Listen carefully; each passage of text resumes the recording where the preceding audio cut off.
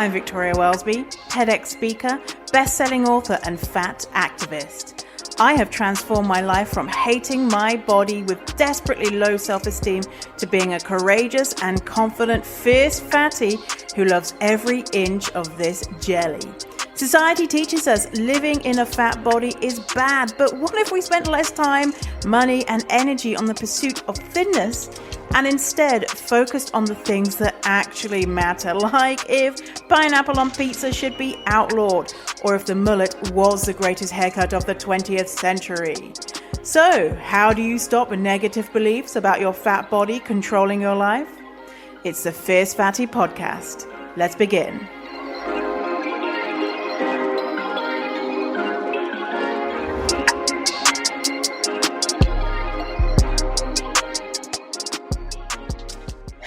Hello, welcome to this episode. So glad to talk to you today. I haven't recorded an episode actually in 2 weeks, which is not like me. I was just bananas busy and I didn't have time to record the podcast, but it's okay. Don't worry, okay? Doesn't mean you're going to miss out on any episodes. It just, I'm normally a few episodes ahead anyway, so yeah. I just had a break. You didn't know about it. I was just very busy, but now I'm not. Well, I'm still busy, but, you know, I'm so important, so I'm busy 24/7 days, you know. Anyway, so I'm very excited because this morning I got an email inviting me to book my vaccine appointment. I'm so excited. Give me that vaccine right into my eyeballs. Give me that vaccine into my bum hole. There you go, that's a new song for you to put in your head. Give me that vaccine into my eyeballs. Give me that vaccine into my bumhole. Forgot the lyrics. So I'm going to get that in a couple of weeks. Oh, can't wait. Also, I've been so busy since I last spoke to you. I bought myself a car off Craigslist. So I've got myself a nice used car. I thought, you know, when I first come back to Vancouver, I'm going to see how it goes because I live downtown, right? So everything's pretty easy to walk to. So I was going to see how it went. But, you know, I love having a car so much. And I love being able to go, like, hiking. That's my big thing. I like going for a nice walk in the woods. And it's a lot harder when you're relying on either the bus or you can do, like, Evo. There's a thing called Evo, which is, you know, just go and pick up a car in the street sort of thing. I went for a walk around the lake a couple of weekends ago.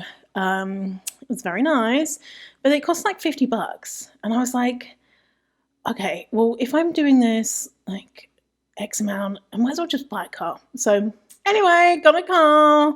It's exciting. Although the guy was like, the whole time, the guy was like, are you a scammer? I'm like, no, I'm not a scammer. He's like, I don't want to give you my address to come and view the car until like the night before. And I'm like, okay, whatever. And then he talked about me being a scammer when I was test driving it. And I was like, I'm not a scammer. And then I said, okay, I'm going to get the car inspected. And then we arranged we came to a price. And then I was like, okay, we'll do, are you okay with an e-transfer? And he's like, I don't know. I've heard about lots of scams. And this motherfucker wanted me to go and get cash. Who's walking around with like lump sums of cash? Like, anyway, I was going to be like, listen, it's going to take a week to get out the cash because, you know, you have a limited cash machine. You can't take out, you know, millions of dollars every single day. Anyway, so he's like, okay, fine, e-transfer. And then we went to the insurance agent to go and transfer the car and whatnot. And I transferred in the money and he's like, did you do it? And I was like, yeah, look. And I literally like let him look at my bank account to see that the money had gone to him. And he like, it didn't arrive immediately. It took about 15 minutes for him to arrive in his bank account. The whole time he was like, well, I can always call the police if you try and take the car. And I'm like, I'm not trying to take the car from you. You know, we're sorting out the insurance right now. We can, you know, do that. Just wait for it to come through. And then he's like, oh, you better call your bank. And so I was like, okay, all right, I'm just going to call my bank. And when that happened, it came through to his bank account, and it was kind of like, I want to be like, see, I fucking told you so. I'm not a fucking scammer, dickhead. Like, and I was thinking afterwards, that would be the best scam. Like, if he was a scammer, getting me to convince him that I wasn't the scammer. Like, because I was like, listen, mate, like, if it doesn't go through immediately, I'll just go home and then we can come back tomorrow when you do get it. Like, I could have gone, he could have that in his bank account, and then I could have gone home, and then he could have just scarpered. He could have said, no, it's not arrived, and then he could have just gone away. Like, that would have been a perfect scam. Yeah. And afterwards, and then when I got the car, obviously I'd driven it, and the mechanic had looked at it, and then I was like, I thought, I'll give it a clean, because, you know, I like it a bit clean. Don't want any other COVID in your mouth. And he was a grubby motherfucker. Like, the steering wheel, like, I spent ages just trying to clear the muck off the back of the steering wheel. I swear it was probably about 3 millimeters thick. And it was so bad. In the end, I had to get a steering wheel cover, because no matter what, I got like goo off, this fancy stuff to get rid of like years of shit. And even that wasn't cutting it. And I was just like, why? Couldn't you just clean this stuff before you gave me the car? You'd had it valeted, I think, but then it wasn't like properly done. It was, you know, because it would have taken them 15 years to clean off the shit. Oh, so yeah, anyway, I've had to clean every single inch of the thing, you know, the roof, and I even had to take the seatbelt out, as in like pull it out and wash that. Like, because you can't take it out of the car unless you unscrew something, because I wasn't unscrewing shit. So I had to just wash it there in the car, and it was like brown shit coming off this thing. I'm like, what? Why? So apart from that, I like my new car. It's very exciting, and Dougal's been loving it too. So yeah, and Dougal, as you know, he's been having fun with his dog walker, who comes once a week.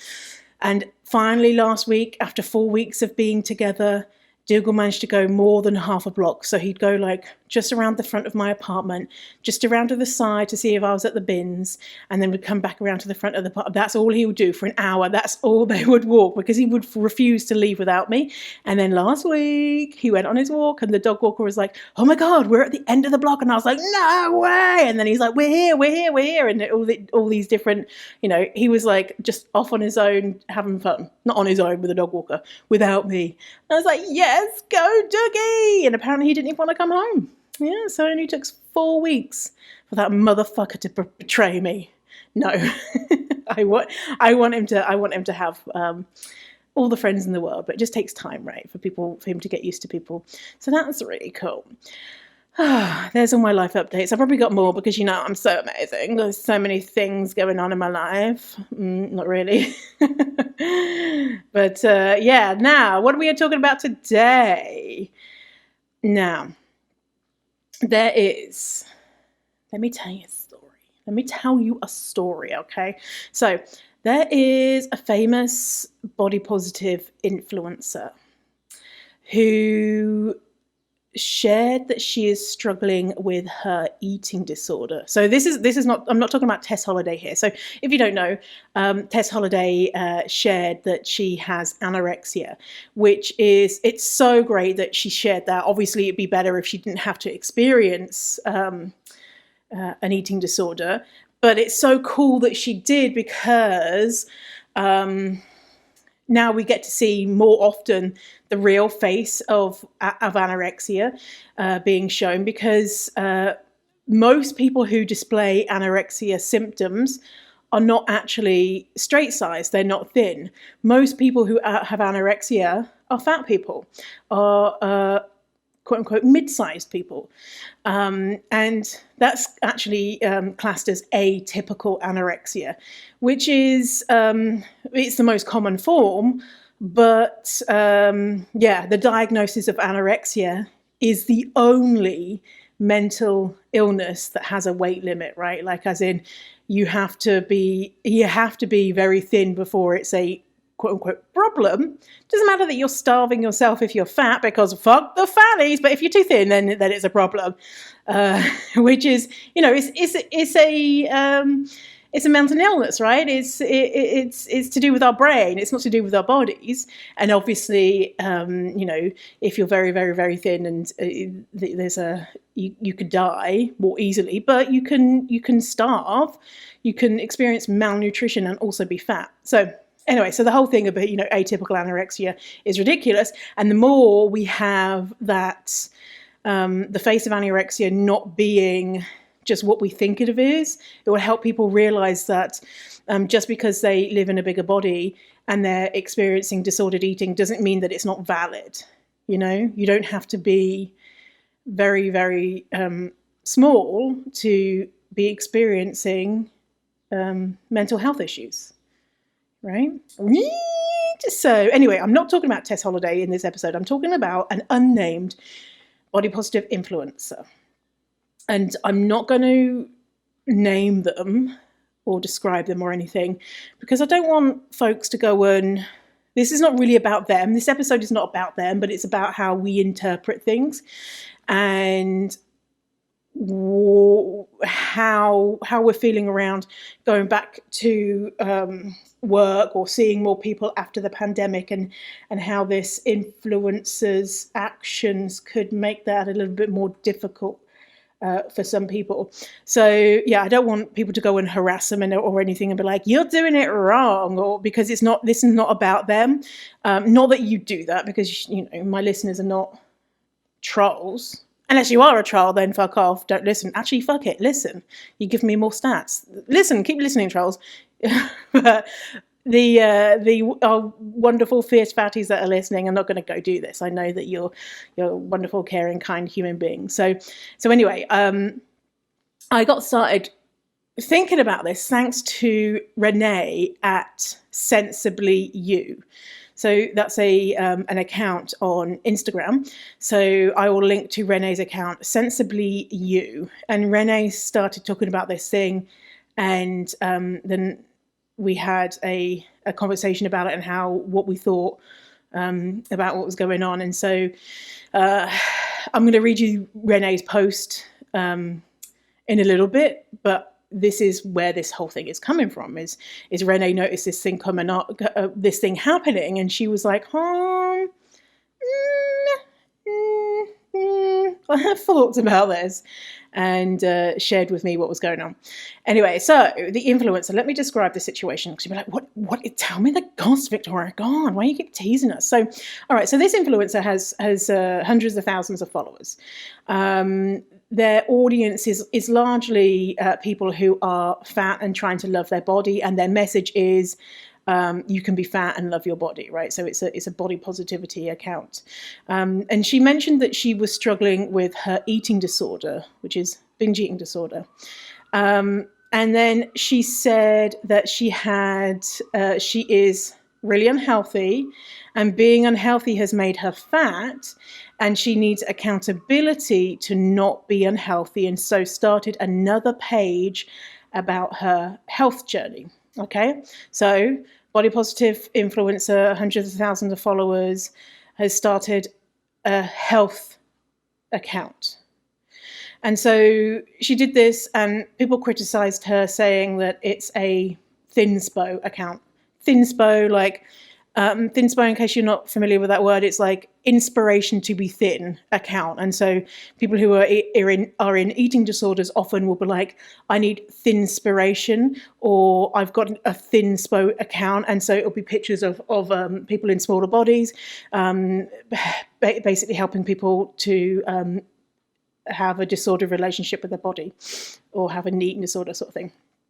Okay, so some people criticized her, and most people encouraged her and celebrated her and said, congratulations, well done.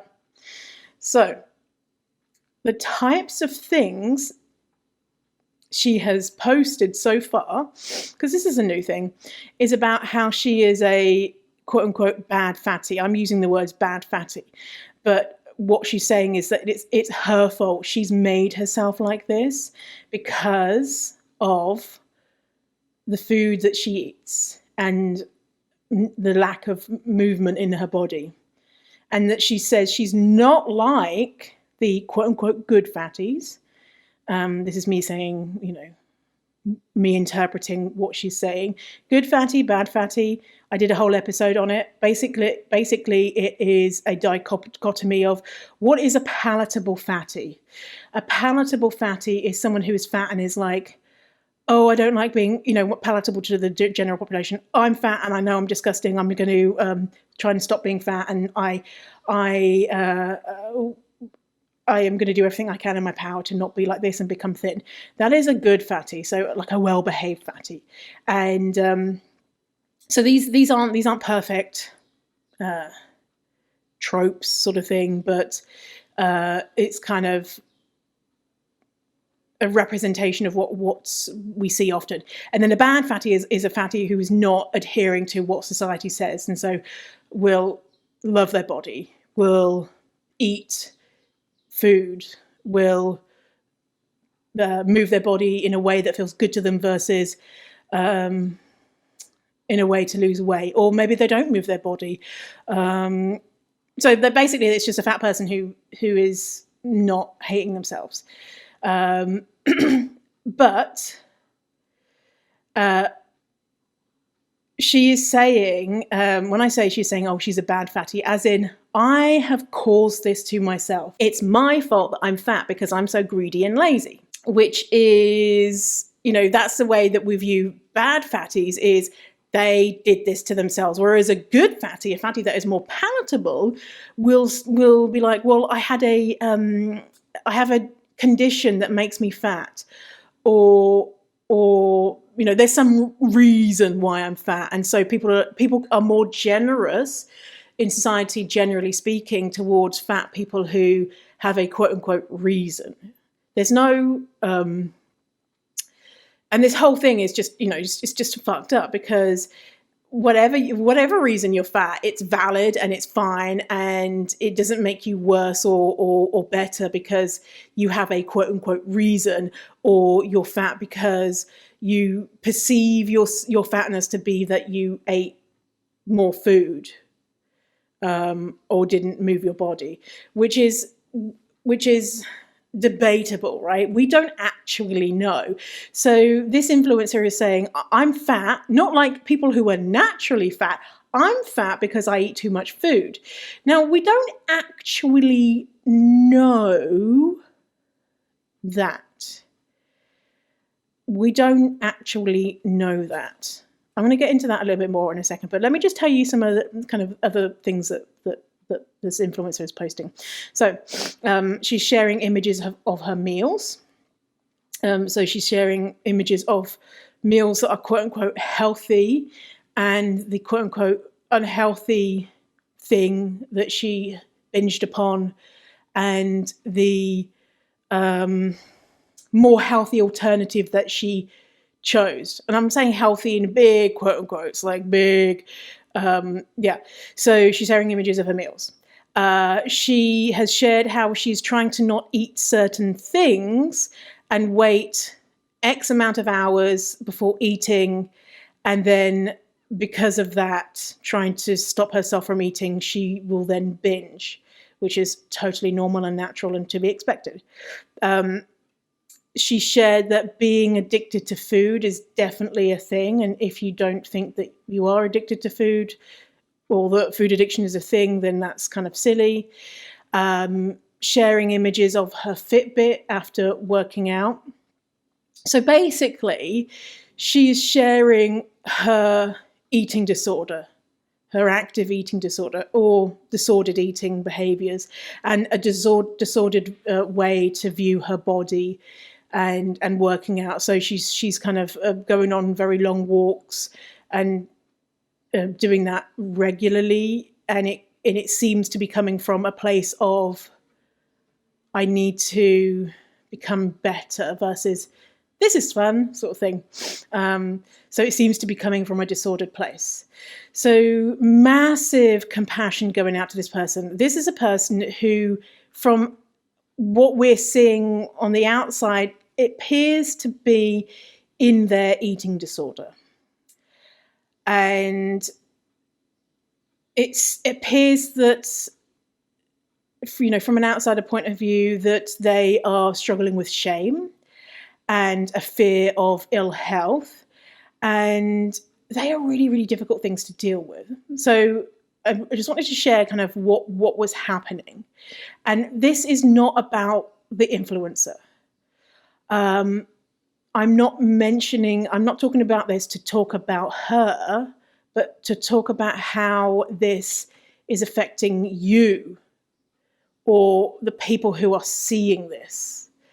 Because we are always going to have celebs or influencers do things that we maybe don't like or don't support.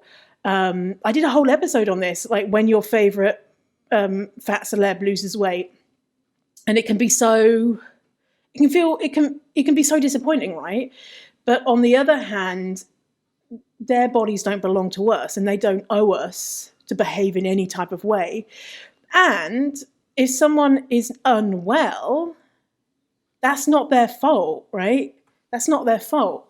So no shaming the influencer for being in this. You know, it's really difficult. And then when you have a public platform, it's even harder. And when you are dealing with any other intersections, if whoever celeb is losing weight or on a diet or whatever it is, it's just so complicated to be in the public eye and have to deal with fat phobia and deal with your own mental health stuff and all of that stuff is difficult. Okay, so compassion goes out to this person, but I also want to talk about how we can support ourselves in this difficult content being that is this disordered? Is this disordered, or is this health? Is this harmless?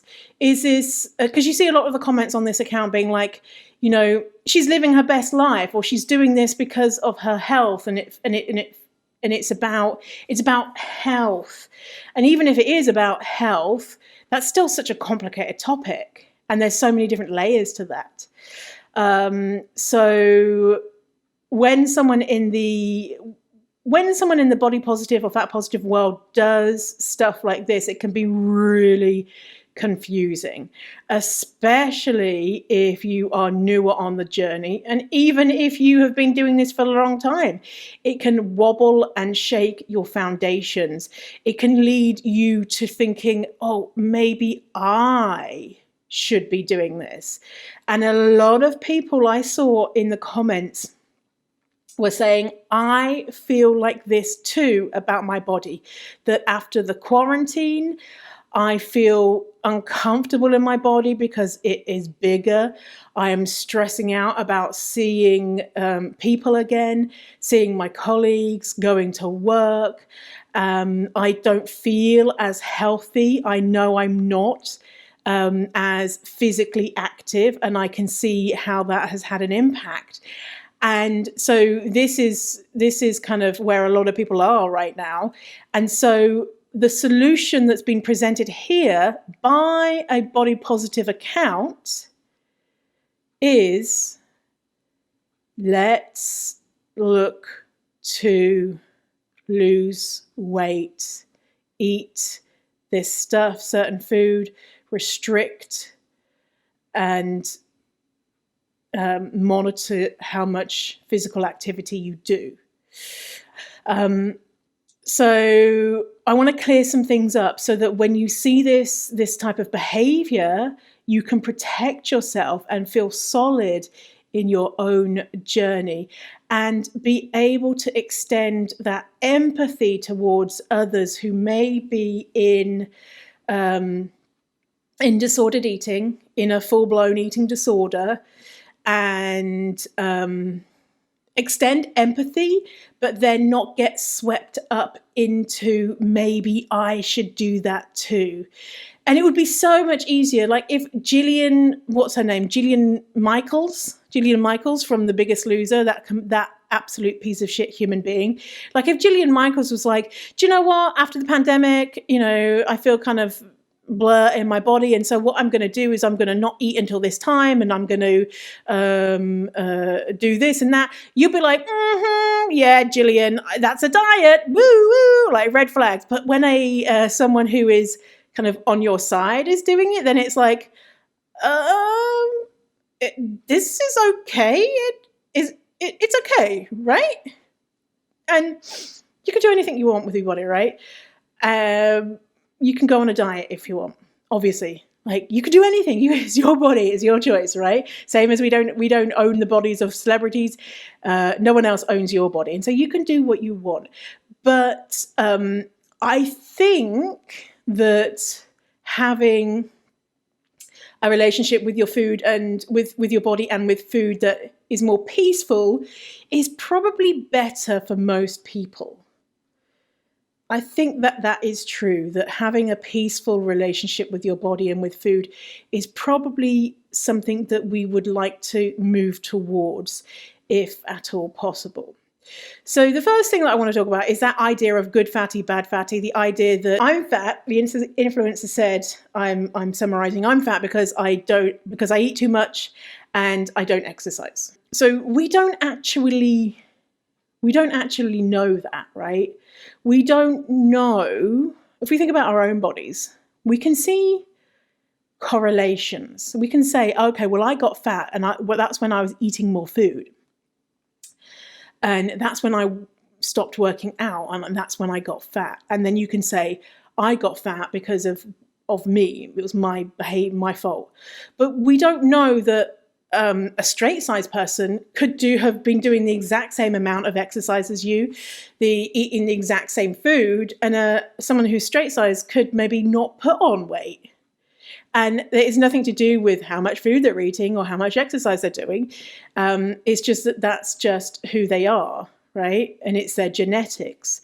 When we know that, this is an old thing of that thin person over there can eat as much as they want and never put on weight, and the fat person can't. They look at a piece of sand, and all of a sudden they've put on loads of weight, right? This is But another really important thing here is I shared this last week, and that was the determinants of health, and individual behavior makes up only 36% of what makes up health on the individual level.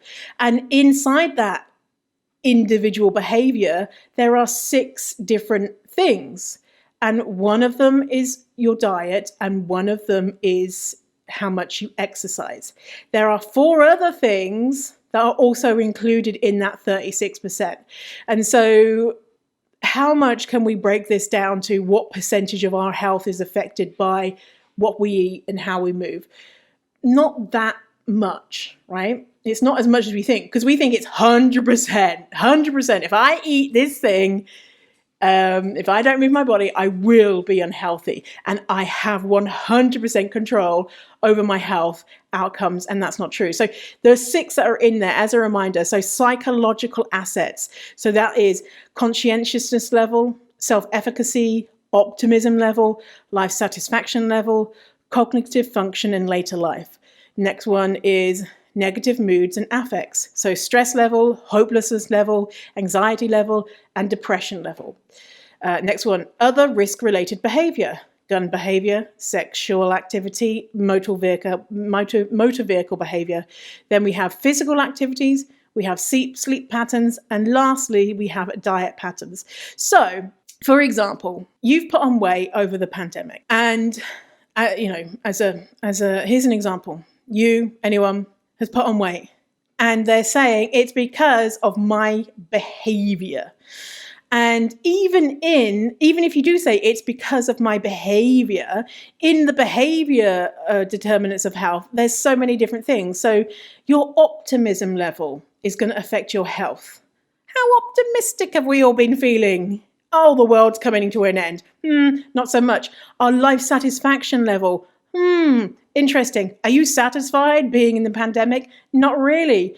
Our stress level, our hopelessness level, our anxiety level, our depression level. And so if you're experiencing these things, it's going to affect your health. Your sleep patterns.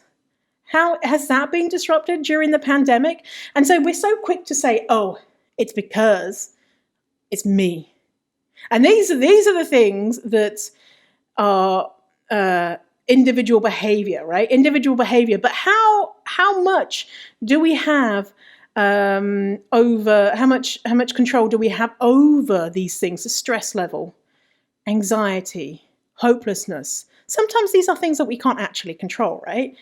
I mean, I have depression, anxiety, and it's not like I'm like, ha ha ha, do you know what? I'm going to really fuck up my Christmas break by going into a bout of depression. It's going to be amazing. No, it just happens, and then you deal with it, right? And it's not, you can take actions to negate that, like so taking drugs, and so I take antidepressants, and so I have, my depression seems pretty much under control, and so that's a behavior I've taken. And then I've noticed, if I do feel sad or whatever, then I can take certain actions. But that's because I'm really fucking privileged. I have access to be able to go to the doctor and talk about this. And I have access to a therapist. And I can buy the drugs with money. Like it's affordable for me.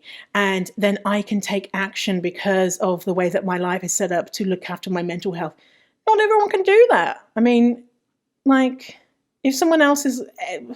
Yeah, honestly, I just think, like, how does anyone else like survive? Like, if they have kids, if they work in a 9-to-5 type job, it's hard. It's hard. And so anyway, so we're not even thinking about just these things. Never mind all of the other factors that make up health. And so this influencer has said, I eat too much food and I don't exercise, therefore I am unhealthy. And it's so easy for us to say that. And for us, I saw so many comments of people saying, me too. Other fat people, they're fat because, that's just their genetics, but not me. And that is a big amount of shame and blame to be putting on yourself when you don't deserve it. Even if you did, you are like, you legitimately, but how do you know that you're fat because you ate food and you didn't exercise? How can we know that unless you do genetic testing, unless there's, independent studies that involve you, and we just don't really know. So it makes me think about, remember when I was on the BBC show, I don't know if you saw it, but we had a doctor in that was a specialist in fatness, and we did a genetic testing, and I did the genetic testing, and he was looking for, there's lots of different traits that mean that you're more likely to be fat. And so I think he was looking at about 6 different things. I asked to not be shared the results. And the reason why I didn't want to know the results is because it doesn't really matter in regards to my outcomes. I'm fat. There's not any reliable way to lose weight. Knowing that I'm fat because I have these genetic dispositions doesn't mean that I'm a better fat person, versus if the doctor said, actually, there's nothing here. Theoretically, you should be straight-sized. The doctor did say, oh, everyone here has got this thing. And then I said, hey, don't tell me anymore. And when he was going around the table sharing everyone the results, the people who were the biggest bodied people tended to have more of the different things in their DNA to show that they're more likely to be fat. And people got a lot of comfort from that naturally, right? It's natural to feel like that, obviously, to someone to say it's not your fault, but it's not your fault either way, Yeah, so unless someone is doing like genetic testing and then they're able to go through all of their life and look at their stress levels and be able to pick apart, okay, what about, does me being a woman have anything to do with this versus being a man? What about if I'm non-binary or transgender? What if I'm queer? What if I am a person of color? What if I'm a black person, an indigenous person? What if I am disabled or able-bodied? Are we able to pick out that stuff? And that's not even everything that's health. Like, am I experiencing ill health at the moment because I live in a society that kills black people and I'm a black person? That is legitimate. But then it's so much easier to be like, I can see the direct link between me eating and my body size increasing. But correlation is not causation. Okay, correlation is not causation. We don't have enough evidence to say yes, 100%, no doubt about it. And even if you noticed you were eating more food and it made you fatter, we are not taking into account all of the other things that are going on in your life. Like, why are you eating more food? Is it because you were deprived of food? Probably. Is it because you have an eating disorder? Is it because you need more comfort because your life is absolutely so difficult at the moment? Therefore stress is playing a factor. Like, we just don't know. So anyway, just putting that out there. So in response to this potentially faulty conclusion that she, quote unquote, brought this on herself, they're my words, she wants to take steps to correct it, okay? So I'm one of the bad fat people and I need to do something about it. So people listening, from the people in the comments on her post are like, yes, me too. So a lot of people feel exactly the way that she feels. And being in lockdown, people have put on weight and they have moved their bodies less because we're in lockdown. And so it's really simple in their minds. I need to lose weight and move my body more, and I will feel like I did before the pandemic. I will feel like I did before the panini. So it's simple. And isn't it nice when our brains come to these conclusions of, it's simple. I just need to lose weight. I need to exercise more. I need to eat, quote unquote, healthy foods and eat less. So we are assigning these changes in our body solely to our individual behavior. But like a big reminder, hello, we have been in probably one of the most stressful times in all of our lives for the last 18 months. And, the thing is with stress, a lot of times, if you have it's a tough week at work or a tough month at work, or your relationship's going through difficulties, that is sometimes a lot less permanent than it has been. This pandemic has been, going on for 18 months. And that is a long time to be under stress, to be under uncertainty, to be under financial issues, to be under, actually, is the world going to collapse? To be under, I'm scared that my parents are going to die. I'm scared that I'm going to get it. Like, what if I do get it and I'm fat and I die and I'm just like another statistic about a fat person dies and they died because they're fat and I mean, even just saying it, it's just like, it's overwhelming. And why are we then saying, oh well, it's all down to me. It's all down to me and what I did and didn't do. So we have this quote unquote problem, which is how we're feeling about our body. And we have concluded it is down to our individual behavior. And to fix it, we're going to restrict our food and make sure that we stay accountable and exercise lots. So this is what's happening with this influencer, right? And this is what some people might take from following this influencer's new account. So what's the issue with this? Well, you can do what you want in your body. Like if you don't feel good, if you feel like dieting is going to really help you out, then, you do you, right? But let's look at what we know. What we know is it's really well established diets don't work. And when we exercise, when exercise is engaged in with the goal of weight loss, it is not a sustainable habit. Versus if you engage in health promoting habits without the goal of weight loss, then it's more likely that you can doing that because you're doing it just because it's nice and it's fun and it makes you feel good, versus tied to a weight loss goal, because when it's tied to a weight loss goal, first you'll lose weight, then you'll plateau, and then you'll gain weight, and then you'll be like, fuck this, I'm not doing this anymore, it's not working. So both of these things are temporary, right? So temporarily we can eat in a certain way, move our body in a certain way, and lose weight temporarily, right?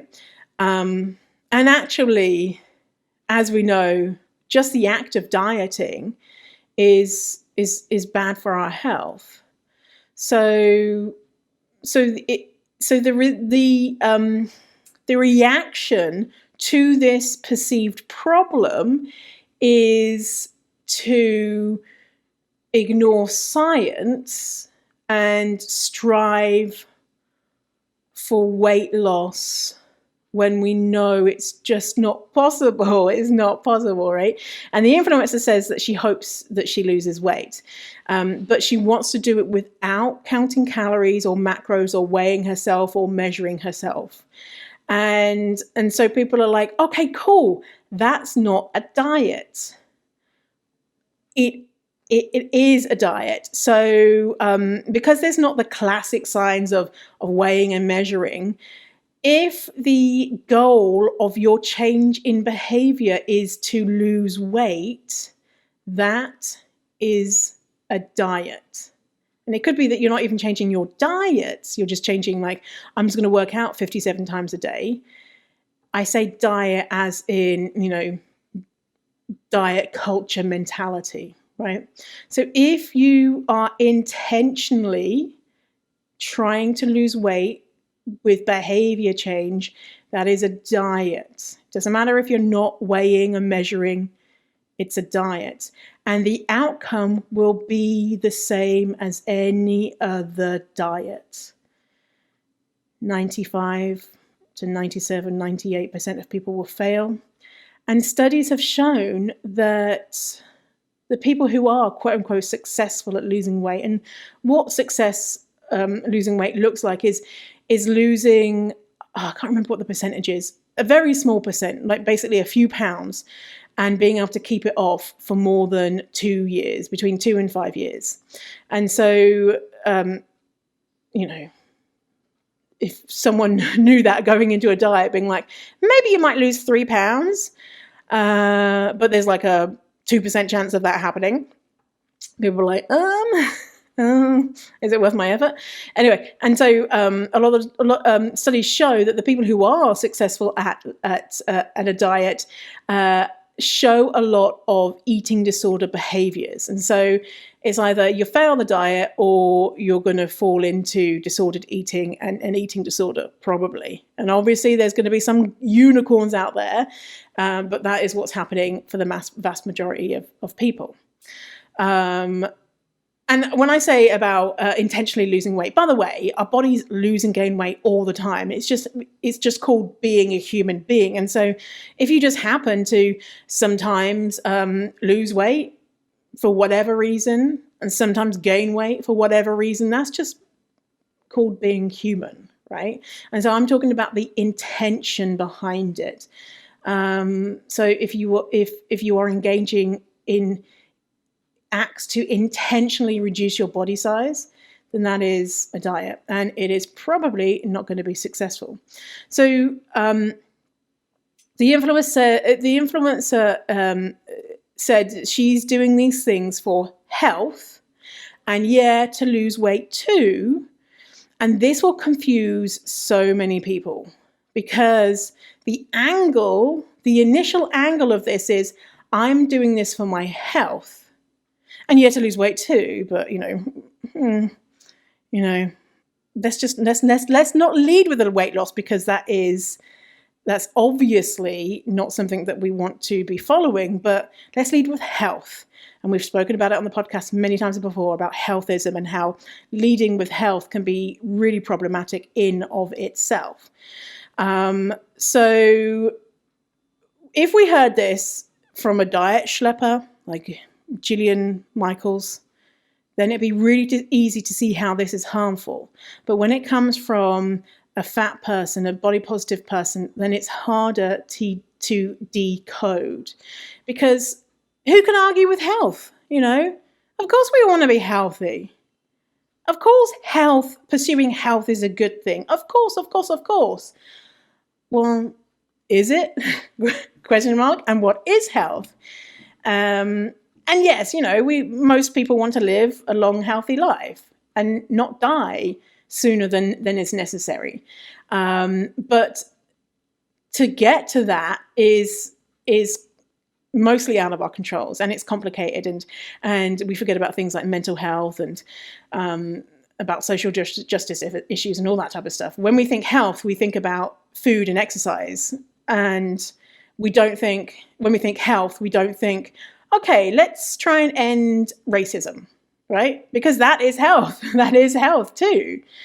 And that's healthism, focusing on health to the detriment of our health. So the influencer said she wants to lose weight because her body is hurting. It doesn't matter the reasons why you want to lose weight.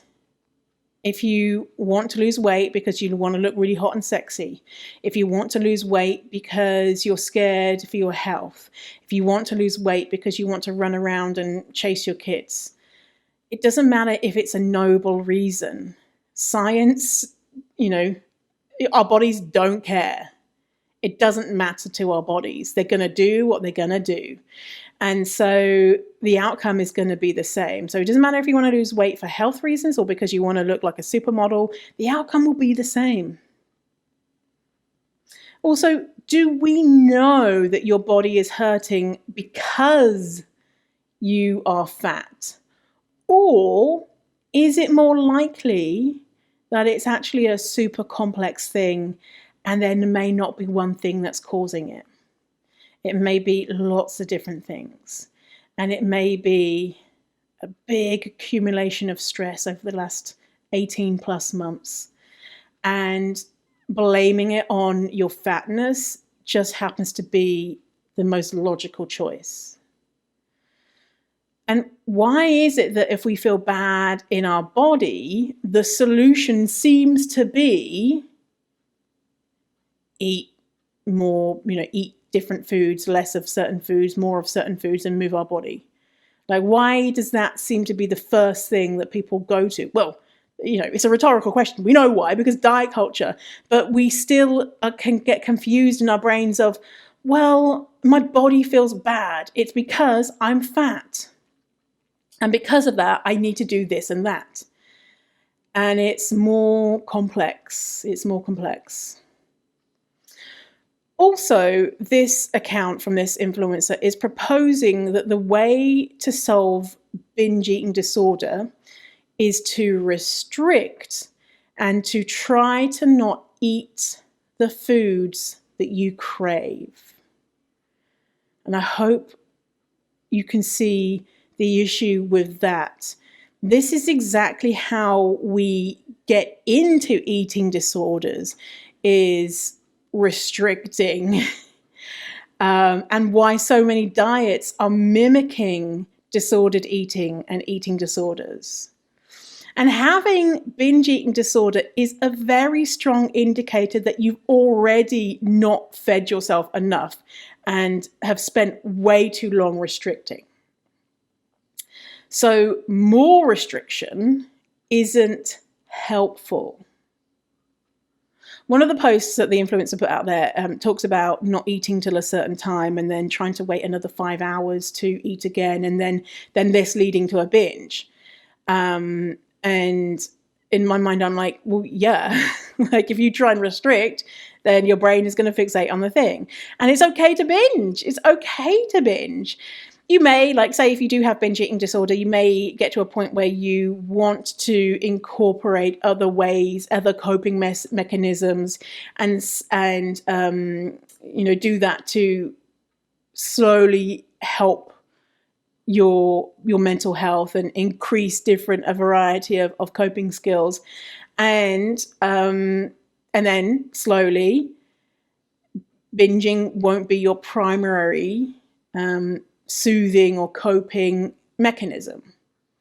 But you can't just say, I'm going to just restrict so that I don't binge, because restriction, that's the answer to restriction is binging. So it's like, if you have binge eating disorder, or you think you might, I used to have undiagnosed binge eating disorder, and I just thought it's because I ate too much. I was obsessed with food, but I wasn't eating enough. I was restricting myself, and then I had to burst and eat food, and eat more food than my body wanted in those moments.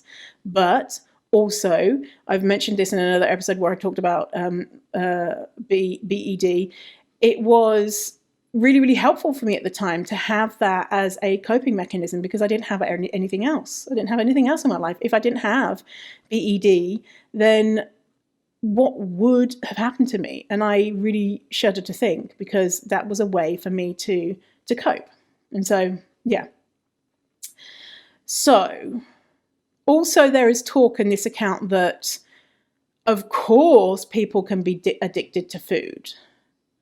So there is simply no scientific evidence to support this, that people are addicted to food. With actual addictions, they worsen when people are exposed to that substance. And so if someone is addicted to whatever substance, if you give them more of the substance and you gave them an abundance of the substance, their addiction behaviors would increase, not decrease. Whereas with food, the more access you have to food in a way that is non-judgmental, and you've got that abundance of regular food, then those feelings of addiction subside. So you're not addicted to food. You are really fixated on food. When I was in BED, I was obsessed with food. It was the only thing I could think of, because I was so deprived. Like, obviously, if I say to you, right, okay, you're not allowed to wee for 24 hours. Would you start fixating on, immediately you probably thought about how full your bladder was. Well, or maybe I should get in a quick wee now, Or what would that feel like by hour 20? I would probably piss myself, because you can't not go do a wee, And that's the same that we're doing with our bodies. Don't you think about it? Don't you think? And then it builds and builds and builds, and you need a release. So if I told you can't wee, it'll build and build and build, and towards the end of it, you would be absolutely like in pain, and it's the only thing that you could think about. And then you would finally do a wee, and then you'd be like, you'd get that relief, and it would feel good. But then imagine if you had guilt associated with it. And I was like, I told you not to wee for 24 hours. And look at you just weeing willy-nilly, just whenever you want to. Couldn't you just control yourself and hold it in? You should feel ashamed of yourself. And then you'd start to question, like, why couldn't I just hold it in? Well, because you couldn't. You were going to piss yourself. Like, why couldn't I just not eat the food? Because you're fixated on it. Because your body's like, please, for the love of God, let me eat that thing. Please. So, yeah.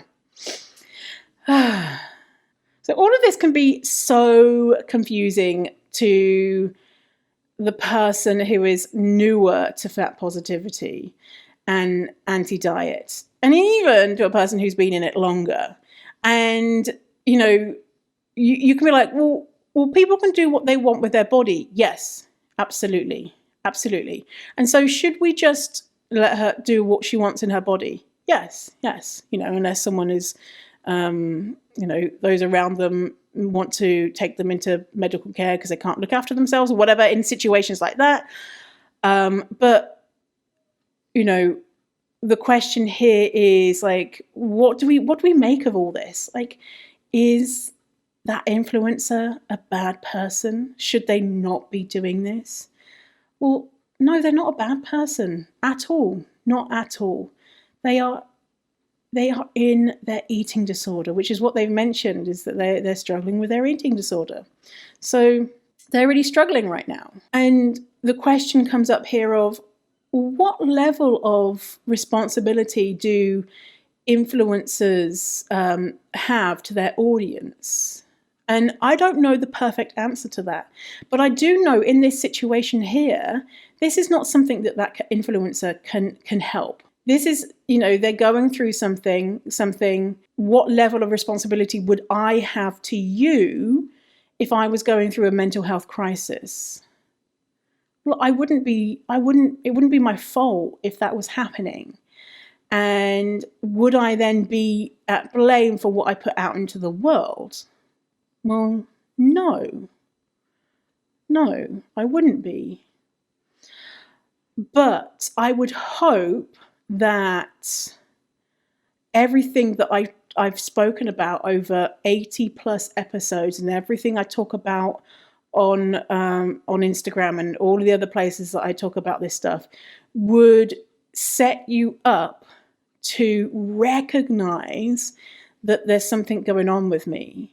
Like if I came on the podcast next week and I was like, guess what? I've decided that I'm going to be eating this and not eating that and I would hope that the education that you've gone out and got around this subject would help you realize that something was going on, and to if you had the ability or wanted to reach out, or more importantly, for you to protect your own mental health and your own journey. That is what I would want, because we're all human beings with human brains, and I've had suffered from mental health issues in the past, and that could happen. Who knows? I don't think it's going to happen, but you never know.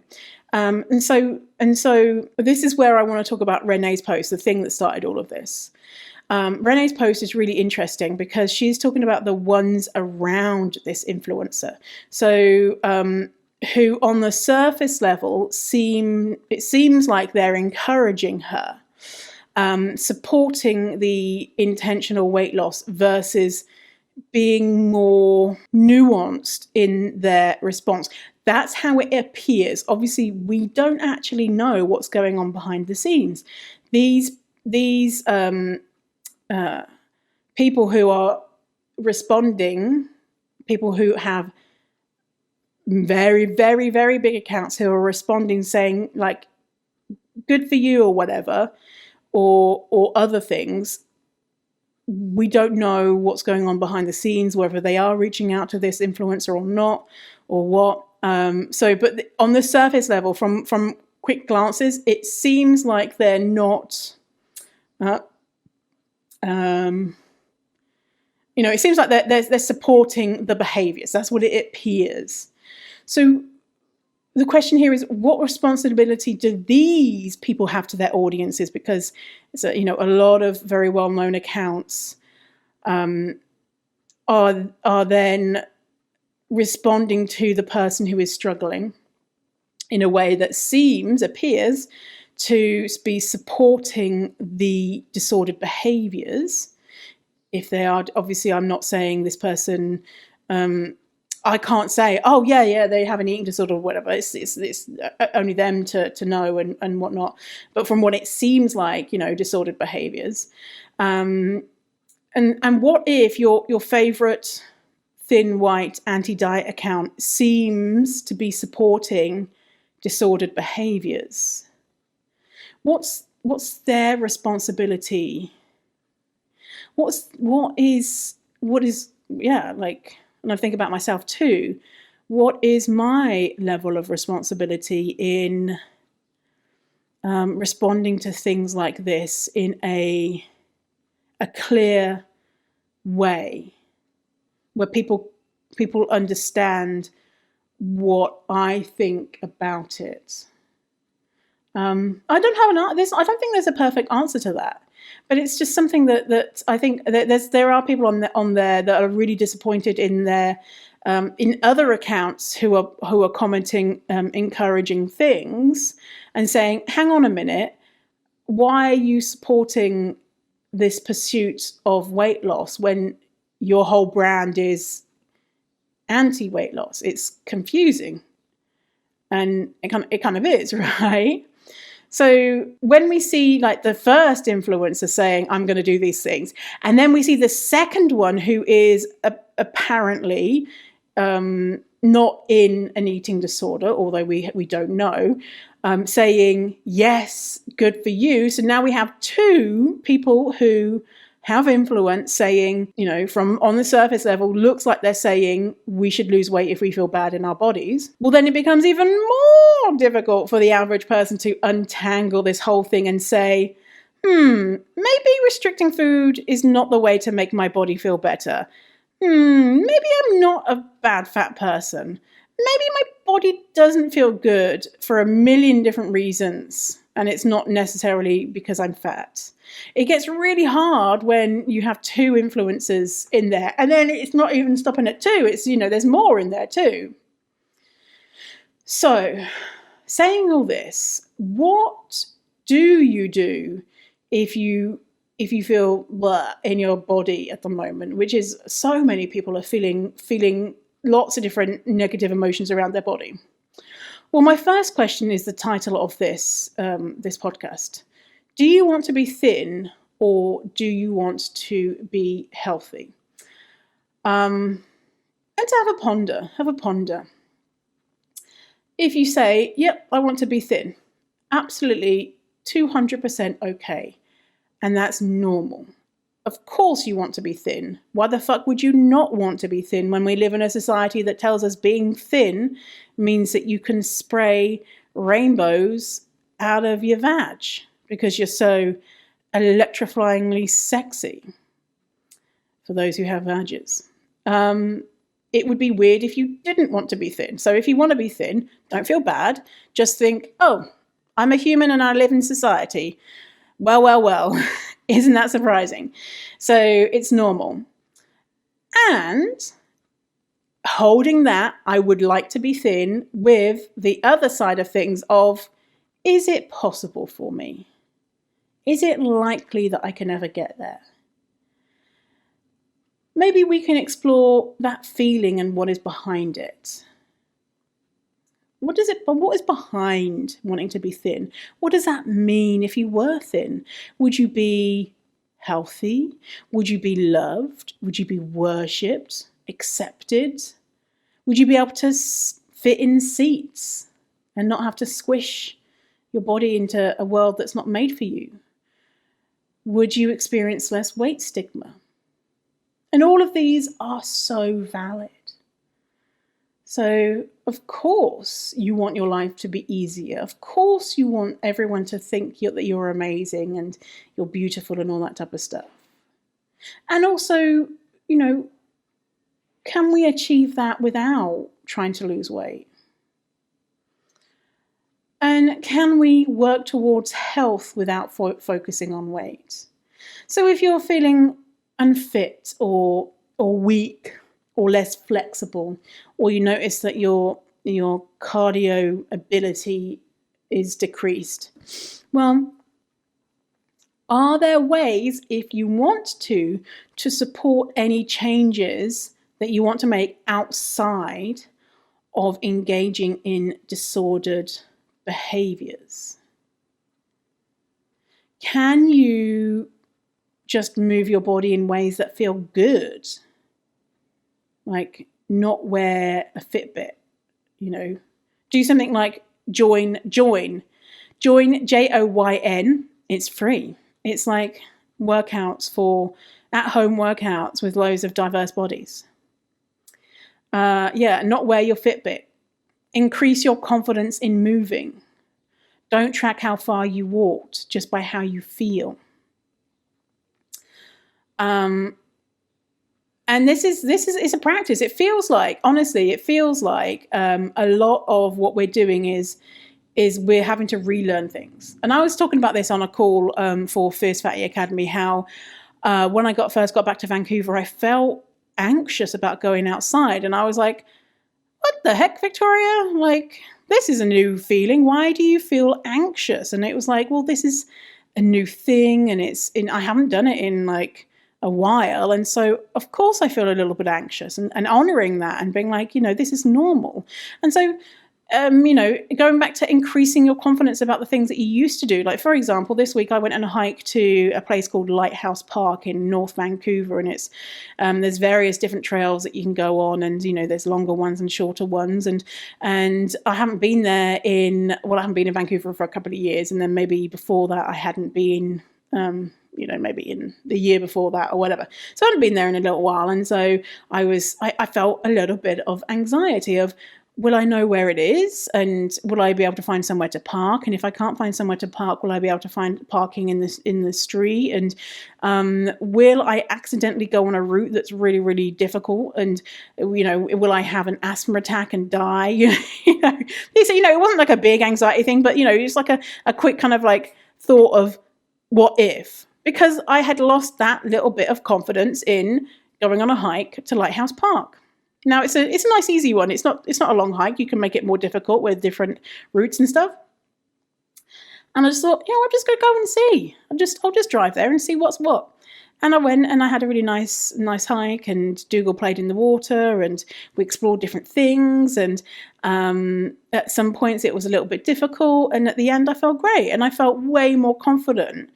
And it's just that I hadn't done it in a minute that made it a little bit harder.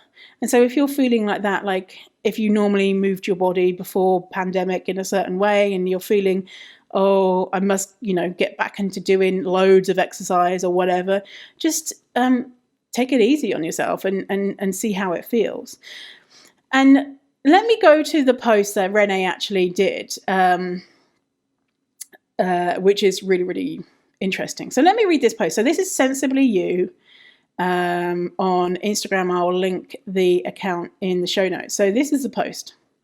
This post is very much in the moment, but a person that has a large following built off quote unquote self-love and healing has created an quote unquote accountability page. This person has also stated they are struggling with their eating disorder. This post is not about them. This post is to address some of people I've seen from this community that advocate for HAES, body positivity, ED recovery, etc., but are condoning and praising disordered behaviour. If you are one of those people, I believe you are contributing harm. You can love and support a friend without giving off the impression that you are condoning disordered behaviour. Instead of praising the behaviour in public, consider to support them by reaching out, letting them know you love them, and if they want, you can share resources or direct them to HAES, anti-diet, eating disorder therapist, and or registered dietitian. I also have to say, most of the support is coming from people who are thin, which is, in capitals, really, and then bolded, making me question how you truly feel about fat bodies and fat bodies in eating disorder recovery. So that's the post, and then the caption that goes with it is, please do not mention this person in the comments. They have the right to do what they want. This post is not about them. It was a bit disappointing to see how many large IG accounts, especially those that advocate for quote unquote all the right things, show up in the comments with praise for someone displaying disordered thoughts and behaviours, especially after they stated they are unwell. The posts include things about restriction, food moralizing, weight loss, food addiction, and things related to eating disorders. Why is this being praised? Is this because this person is fat? Would these same people show praise if this person was thin and struggling with an eating disorder? My trust in those people around fat bodies has gone down, if I'm being honest. I was speaking to a good friend of mine, Caroline, at one hot _ fat babe, and how oftentimes we can be friends with people that we love and we want to support, that we can love and support them without supporting their disordered behavior, because then it isn't support, it's enabling. This is exactly that. Why are people enabling someone with an eating disorder? It's one thing for someone to genuinely focus on health and for us to support them, but another to praise their ED. And then we've got here, note, following someone doesn't always mean something. I follow people who I don't share views with because I want to read their point of view. It's what we say in the comments that means something. And then I wanted to read this one comment on this post. One of the comments said, I found myself on the fence at first, but after thinking about the popular argument I was reading, I decided I wasn't on the fence. I dislike the argument that we can create space in the Bopo fat positive community for opposing beliefs. We literally cannot. There isn't room in the LGBTQ plus community for outright homophobia. There isn't room in the trans community for transphobia. Why does this seem to differ for so many people? I don't think we should be handing out passes because it's more socially acceptable to engage with diet culture. I just don't. There's room for nuance in the conversation, but we have to draw a line at supporting literal behavior and content that is contrary to the movement if we really stand for it. Yeah. So yeah. It is really interesting to see. It is, Renee hit the nail on the head. If this was a thin person in an eating disorder doing these things, I think the response would have been very different. But because it's a fat person, it kind of feels like, oh, good, she's finally getting her shit together. She's healed herself so much that she's finally going to become thin and lose weight. Yeah, and it's just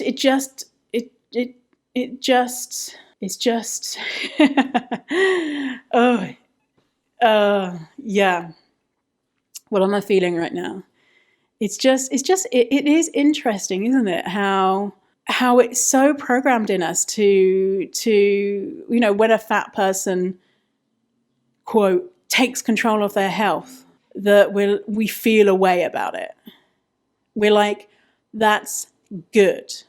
Whereas if a straight-sized person were to say, I'm going to take control of my health, we would be a bit more curious about what does that mean? Is there any disorder behind that? Is that something that I want to engage in? Maybe not. Whereas if it's a fat person, it's more like, oh, well, it's a good thing. And this is probably what I should be doing. Maybe let's look into it. It seems like a good idea. Oh, other Bopo accounts are giving the thumbs up on it. Okay, all right. So body positivity, fat positivity does include weight loss, disordered eating, food moralizing, blah, blah, blah, blah. And it's like, oh, so close, so close. But I want to extend big empathy and love and support to anyone who is struggling with an eating disorder. Who, if anyone has realized, oh shit, I didn't realize, maybe I'm engaging in some disordered things, because it's not black and white, right? It's kind of nefarious, and diet culture and fat phobia sneaks in lots of different ways. And so if that's you, then big love to you. And again, if you think you know who this person is that I've been talking about in this episode, please, keep that to yourself, because it's not about this person. It's about how we can learn how to react when things like this happen, because they will continually happen. This is not going to be the first or last. You're gonna come across people that struggle with all of these things we've been talking about, and it's going to be confusing because they are a leader in the space, talking about the opposite thing. And so if we can get that resilience for when things do happen, we can hopefully struggle less when things like this happen. So, all right. Well, I hope this episode was helpful for you, and I'll see you next time. See you later, crocodile. Thanks for listening to the episode. And if you feel ready to get serious about this work and want to know when the doors open to Fierce Fatty Academy, which is my signature program where I teach all about how to overcome your fat phobic beliefs and learn to love your fat body, then go to fiercefatty.com/waitlist. Again, that is fiercefatty.com/waitlist to get your name on the waitlist for when Fierce Fatty Academy, my signature program, opens.